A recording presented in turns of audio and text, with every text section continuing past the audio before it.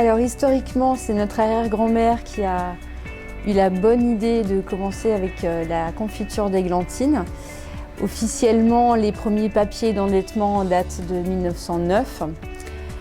Malgré tout, la marque n'a été vraiment déposée qu'en 1921 avec notre arrière-grand-père. C'est vraiment le débarrage de l'histoire sur laquelle on communique actuellement. Donc 1921, un tout petit atelier au cœur de Mulhouse. Beaucoup de produits différents, que ce soit du miel, que ce soit des fruits, que ce soit des fruits en confiture, en bocaux. Ça allait jusqu'au gibier, ça allait jusqu'aux champignons. Vraiment une multitude de produits transformés au cœur de Mulhouse. Et par un couple qui a eu envie de se lancer dans la transformation des bons produits. Ensuite, deuxième tournant, un peu plus industriel avec nos arrière-grands-parents qui ont vraiment investi dans des machines, qui se sont lancés dans les fruits au sirop, tout en gardant encore toute une gamme de produits destinés aux épiceries, aux grossistes, aux restaurateurs, vraiment au tout Mulhouse, on va dire. Donc voilà, ils ont décidé de s'installer sur un premier site vraiment plus industriel que le cœur de Mulhouse. Là, pour le coup, avec des vraies lignes de production et bien plus grand que ce que connaissait notre arrière-grand-mère. Ensuite vient l'époque de notre papa.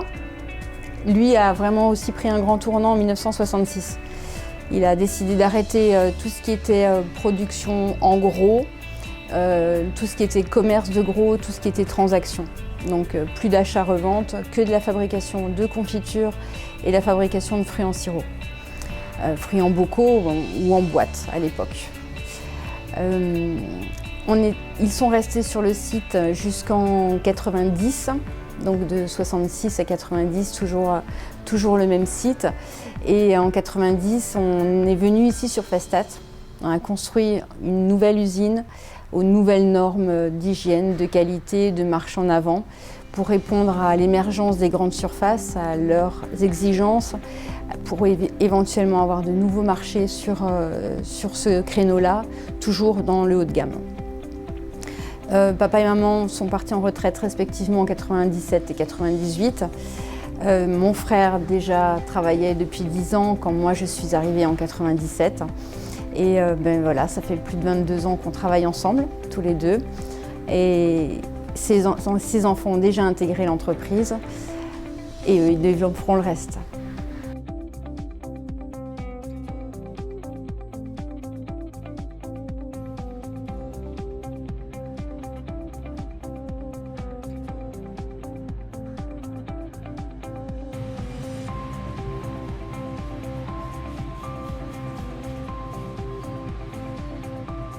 On a grandi dans ce cadre depuis petit. On a vu nos parents et notre famille se donner pour défendre les valeurs et l'entreprise depuis toujours. On va bientôt arriver au siècle de l'entreprise. Mon père et ma tante aujourd'hui représentent la 4e génération.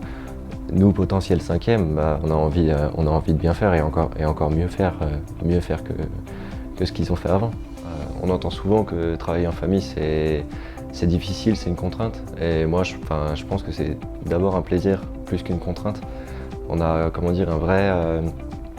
un vrai esprit d'équipe, de travail, d'entraide, de bienveillance, de la simplicité aussi dans les relations entre toutes les personnes qui travaillent, nos collaborateurs, les salariés, le personnel du bureau, etc.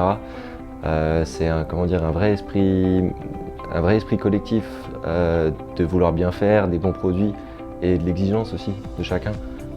Et ça c'est une vraie force aujourd'hui. On est très fiers de pouvoir travailler dans cette ambiance.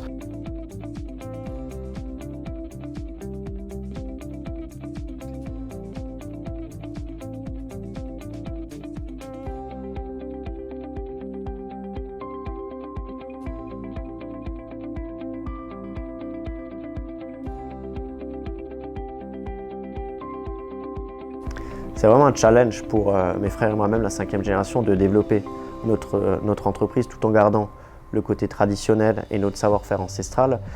Ça passe bien évidemment par le marché français, où on continue à travailler avec nos clients historiques, avec la grande distribution, principalement, mais également avec des professionnels de l'alimentaire qui réutilisent nos produits dans leur préparation, des épiceries fines.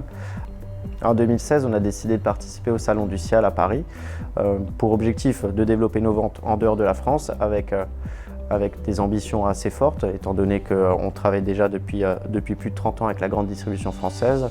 Aujourd'hui, c'est un nouveau challenge pour l'entreprise de développer ses ventes en dehors du marché français. Suite au salon, on a eu un premier contact sur le marché israélien et depuis maintenant plus d'1 an, on travaille avec ce client-là. Donc c'est une première réussite pour l'entreprise. On a développé ce premier contact sur du moyen-grand export. L'export, ça demande du temps, ça demande de l'investissement. Il faut être patient parce que les contacts viennent progressivement et ensuite c'est un échange par mail, par téléphone, qui peut prendre jusqu'à 3 ans avant d'aboutir sur une première commande. Pour obtenir ces commandes, on a dû être certifié IFS, donc ça c'était un travail en interne au niveau de la certification, ce qui a demandé des investissements, qui a demandé surtout de se remettre en question, tout en gardant le côté traditionnel de l'entreprise, le savoir-faire, sans modifier notre process de fabrication qui reste quand même l'âme de l'entreprise.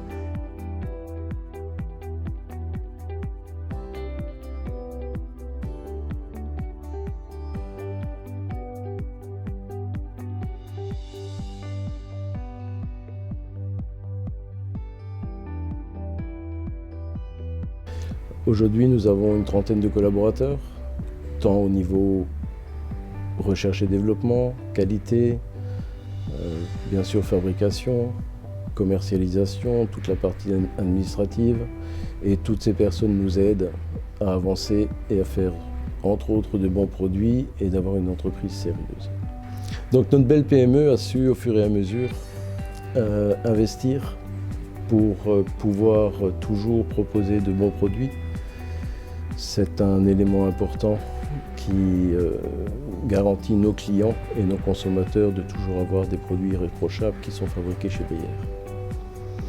Donc aujourd'hui Beyer est reconnu comme entreprise du patrimoine vivant. Ensuite, on est certifié Cachère, on est certifié bio et on est certifié IFS, qui est une certification de food security qui nous permet d'aborder le domaine international en toute transparence et sécurité.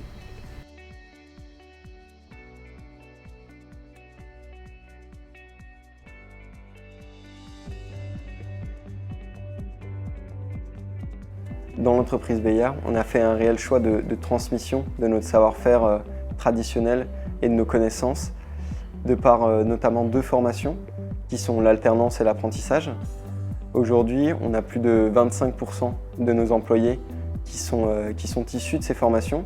Et ce chiffre il va être vu à la hausse dans les années futures, puisqu'on va avoir certains de nos alternants et apprentis qui vont sortir du milieu scolaire et qui vont définitivement rentrer dans l'entreprise. Ces formations ont un réel avantage et elles permettent réellement d'avoir une intégration de nos employés dans l'entreprise familiale, de les intégrer au savoir-faire traditionnel, de leur faire comprendre du début à la fin de où vient le produit jusqu'à où il va, pour que nous puissions avoir une réelle cohésion d'équipe et un réel engagement de la part de tous nos employés pour le succès de notre entreprise. Les produits Beyer, c'est avant tout des fruits sélectionnés pour leur qualité organoleptique et aussi un mode de cuisson traditionnel en chaudron ouvert et bien sûr notre savoir-faire ancestral labellisé EPV par l'État. Pour l'élaboration de nos fruits préservés, ici, toutes les étapes de tri, de remplissage sont faites manuellement pour garantir une qualité optimale de nos fruits mis en bocaux. La transparence du bocal nous impose une meilleure qualité possible. Notre équipe R&D est à l'écoute de tous nos clients. Pour les professionnels, nous développons des recettes qui s'adaptent à leurs besoins, pâtissiers, yaourtiers, glaciers et aussi industriels. Tous trouvent chez nous le produit qui leur convient.